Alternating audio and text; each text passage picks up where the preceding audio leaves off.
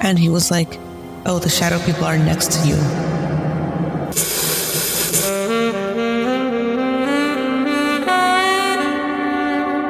Welcome to Tell Me a Ghost Story, the late night call-in podcast where we delve into the world of the supernatural and explore the eerie and unexplained. I'm your host, Michelle Newman. This podcast features true stories from our callers that will send shivers down your spine and leave you questioning the existence of the afterlife. So grab a cozy blanket, turn down the lights.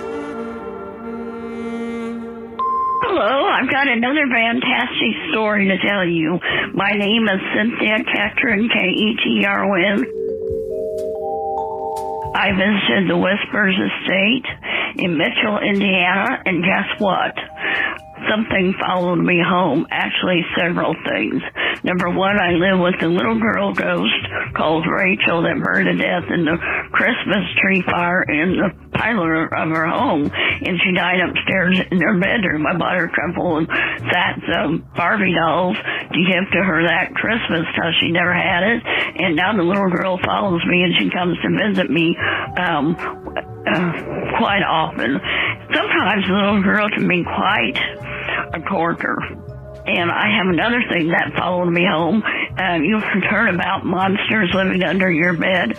Well, this ghost that has assumed the shape of a crab, and it has piercing blue eyes that glare at me. It likes to hide under the bed. Thank you for listening to my story. Thank you, Cindy, for another great call. You've called in before about Rachel. If anyone wants to go check that out, it's called Little Rachel, and it was released back in August. Hi, Michelle. This is David. I'm from Kansas City. So, in my first apartment, off of a big road in Kansas City, I would always have weird experiences there. I always just felt like something was watching me. And I don't think that the apartments were that old, but apparently they were. And ever since I was a little kid, I would have these sleep paralysis bouts where I knew what it was, but it didn't quite feel like a dream. It didn't quite feel like reality. But I knew something was off about them. And one morning, I went into a really bad one where I thought I was awake, but whenever I looked through the door to my bathroom or my closet, all I saw was black. I couldn't see through it, and it was light outside. So that was instantly weird. And I heard someone calling my name, like in a weird whisper. Like I couldn't exactly tell why, but it felt like it was coming towards me, like coming for me in a way. And that instantly freaked me out. And then out of nowhere, I heard 3 loud bangs on my door. So I got mad, which normally didn't really happen. I got mad and I woke up and I said, who is coming? Who is knocking at my door right now? And I go up, but still in this dream-like reality. I couldn't tell. It felt like something more. But I go up to my living room and I see these 2 figures, and they look almost like TV static, but in a human shape. And they start attacking me. One gets on my back. I'm trying to fight them off, and my heart's pounding. I can't breathe. I'm freaking out the entire time. So I just started chanting, Jesus help me, Jesus help me, Jesus help me, Jesus help me. And I'm not the most religious person in the world, but for whatever reason, it stopped. I woke up in my bedroom, and everything was fine. So I get up to start my day. I go up, notice that my door was unlocked the whole night, my front door. So I open it, not thinking much of it. I go outside and see about 4 police vehicles outside. This is probably 10 a.m. And I asked one of my neighbors, like, what the hell's going on over here? And he said someone from the adjacent apartment complex apparently had murdered his girlfriend in the middle of the night and was running around naked. Thank you, Dave from Kansas City. I'm glad this was your first apartment and not your current apartment. My name's Brittany. I'm from Riverton, Utah. A few years back, my great uncle passed away, and he had never married, never had kids. He'd actually, in his later life, had lived with my great grandma, and they just tended to collect a lot of things. And things were very important to them. They weren't well off. They didn't have like a big house or anything like that, but they just kind of became collectors of things. And even when my great grandma passed away, like my great uncles and my grandma put things in her casket and wanted her to have her things when she went to the next life. Well, when my great uncle passed away, the house was full. And so my husband was the real estate agent and hired some men that he's had help him, you know, on different homes come and to help clear out a bunch of the things. Obviously, the family had gone through. We decided what we wanted to keep, as well as my aunts and whatnot. And everything else was stuff that we just needed to go to charity, be donated, whatever. We had no use or purpose for it. And so this couple that ended up going through the house and cleaning it out and getting ready for it to be sold, they ended up taking several of the items from the home and bringing them back to their house. And we were totally fine with that, like no problem. Well, a couple nights later, my husband gets a phone call from the gentleman who had taken some of the items, and he said, I don't know what you want me to do with these, but I need to give them back. And he's like, whoa, like we told you can have them, you don't need to give them back. And he goes, no. A lady named Ruth came to me in my dream and told me she did not want me to have her things. Now, Ruth is my great grandma, and on top of her obviously loving her things, she was very feisty and very protective. So he ended up not feeling good about keeping them. He ended up giving them back, and I actually have several items from the home that we've now put in our cabin in different places, and every time I see those items, I think, well, Grandma Baker must be okay with me hanging on to these things because she hasn't come and told me that she wants them back. Thank you for your story, Brittany from Utah. This reminds me of that phrase, you can't take it with you. But no one ever said you can't stay with it.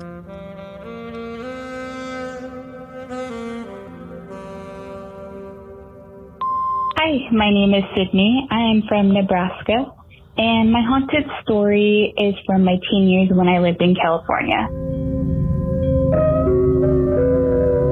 My parents were looking to rent a friend of theirs house, and my mom took me along to see the inside.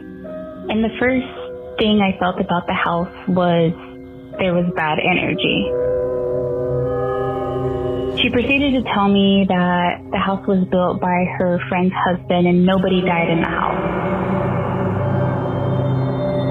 I was very hesitant about moving into the house, but my parents ended up agreeing to rent it.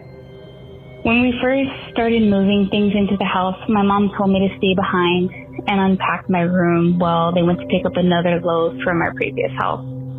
While I was unpacking, I felt like somebody was with me, but I proceeded to just keep unpacking my room. But from the corner of my eye, I saw a very large figure walk past my bedroom door quickly. But knowing I was alone, I thought maybe my older brother had came home to help unpack. I remember calling my brother's name multiple times and I got no response. So I walked through the house, but nobody was there. I was so scared that I sat outside until my parents came home. My parents had their bedroom, bathroom, and the sink faced the closet. And I would never look in the mirror because the mirror faced the closet. And one time I seen a lady, and I can never see her face, but I saw a lady in a dress, and she scared me. To this day, I still think about her and how much she scared me. I told my parents about it, and they just told me, you know, there's nothing wrong with the house, blah, blah, blah. Well, years later, when we moved out of the house, my parents were having a conversation, and they kind of told me, like, you know, you were right about the house.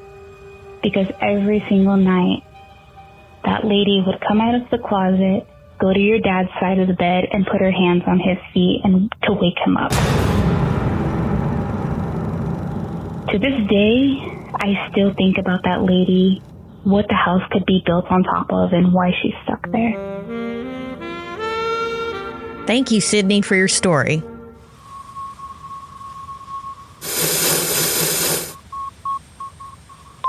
Hello, this is Yamari from Pennsylvania. So the last house that I lived in, this happened to me, and I have a witness. My boyfriend was sleeping next to me. You know, we went to bed all normal, all fine. You know, we closed the doors. I fell asleep, and in my dream, I just remember waking up and seeing my room nice and still, and the door opened, and 3 black figures came around me, including like around where my boyfriend was at, but the focus was on me. I remember trying to move, trying to scream, trying to wake up, trying to acknowledge, trying to get my boyfriend's attention. You know, nothing. I then closed my eyes and I woke up and I was able to move. I woke up in a panic attack. So I say sleep paralysis dream because I have told people this, but the crazy part is that my door was actually open. And in my state of panic, thinking like maybe my daughters came to come wake me up or something, they were both asleep. I don't have animals, and we always sleep with the doors closed. So that is where the spooky aspect comes in for me, because the door was opened. And I remember shutting my door before going to sleep. It has never happened since then, but I do get chills here and there when I'm in my room alone because of that night. Thank you, Yamari, for your story. Hey, Michelle, I'd like to remain anonymous, but here's my story. When I was 5 or 6, I had a dream that I was sorrowing for some reason. I was in distress. And then this angel, stereotypical angel, when you think of an angel, that's what I saw. Like, kind of reminded me of the Statue of Liberty for some reason. That kind of clothing, that kind of figure, glowing wings. The angel went up to me and said, "It's okay." Funny thing is, my life was amazing at the time. That was what felt like the prime of my life, which is really, really funny because, you know, I've had a lot more life than just that little bit. But in middle school, I was having a terrible time. Like, I cannot tell you how crap that was for me. Because, you know, that's when I started anxiety medication. It was a crazy time for me. So after that, everything just kind of clicked. Like, oh my God, that dream, that angel was talking about middle school. And it happened in a Catholic church, too. It clicked when I was standing inside of a Catholic church.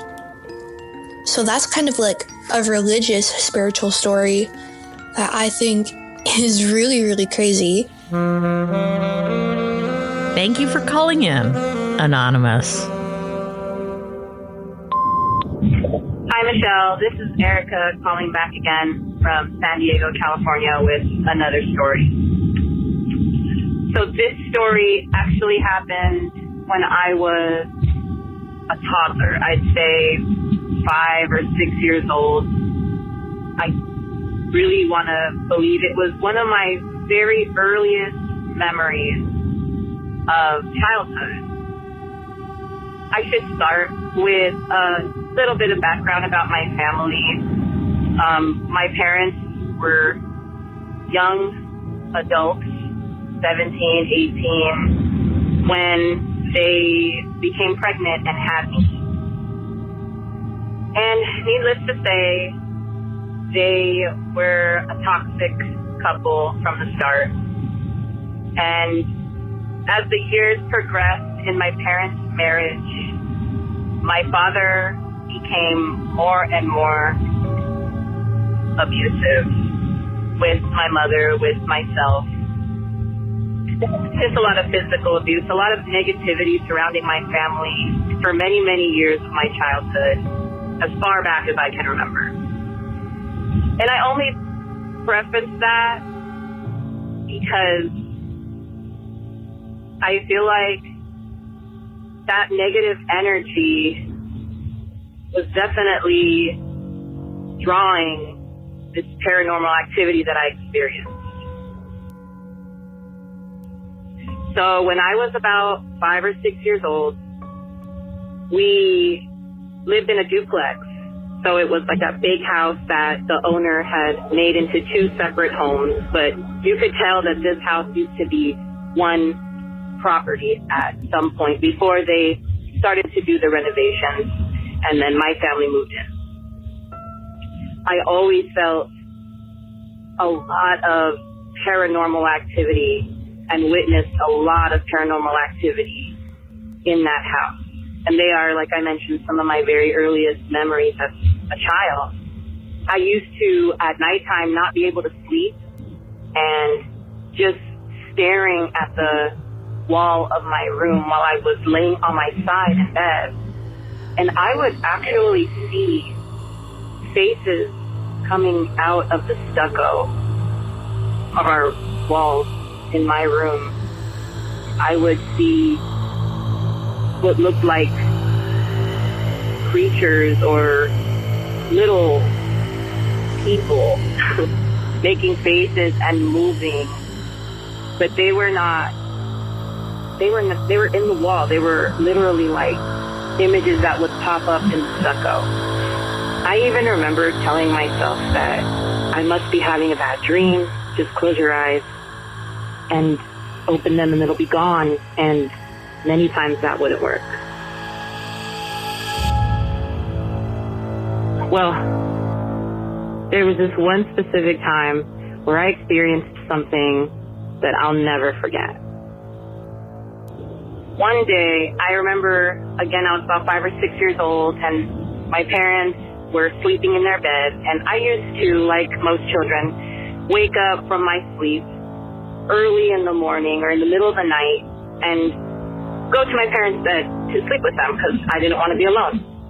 And they let me. They would allow me in their bed. I would sleep either between my parents most of the time or next to my mom. This one time, though, I remember my parents put me in between them and proceeded to fall back asleep. And I also fell asleep shortly after getting into bed with them. Well, I remember suddenly I woke up from my sleep and I was laying on my stomach in my parents' bed. And when I opened my eyes, because I was waking up from a sleep, I looked down toward the mattress that I was laying on with my parents, and the mattress was gone. And it was my father, myself, and my mother laying in this king-size bed. And I could see that the mattress, instead of being there, was almost like an endless pit of fire, like an endless dark trench that had fire and flame coming upward towards us. And I was terrified.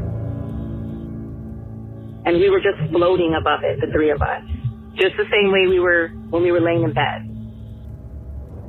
And I remember thinking to myself as a 5 or 6-year-old, like, am I dreaming right now?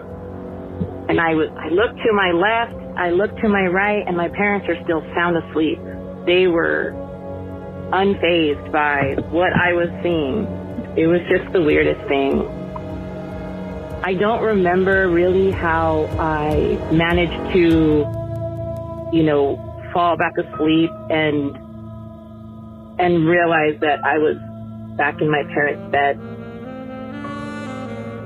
I have since experienced other paranormal incidents, but honestly, none as terrifying as that one, because it's just so vivid in my mind. I can remember every little detail. I can even remember what my mom was wearing, what my dad was wearing in bed, and I just, to this day, I can't make sense of it. I keep trying to ration it out to maybe I was just imagining things as a kid, but those memories have never changed. They've always stayed the same. So I am inclined to believe that what I saw was actually there. I actually witnessed it.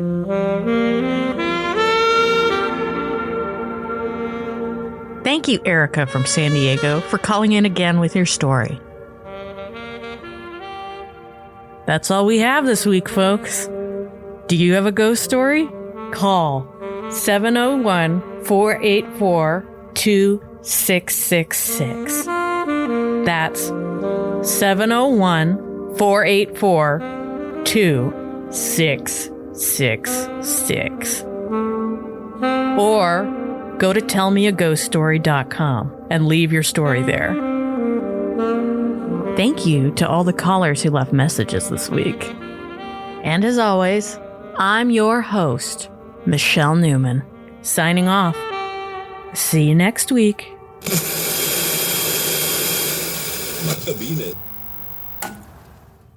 This episode is brought to you by Progressive Insurance. You chose to hit play on this podcast today. Smart choice. Make another smart choice with AutoQuote Explorer to compare rates from multiple car insurance companies all at once. Try it at Progressive.com. Progressive Casualty Insurance Company and Affiliates. Not available in all states or situations. Prices vary based on how you buy.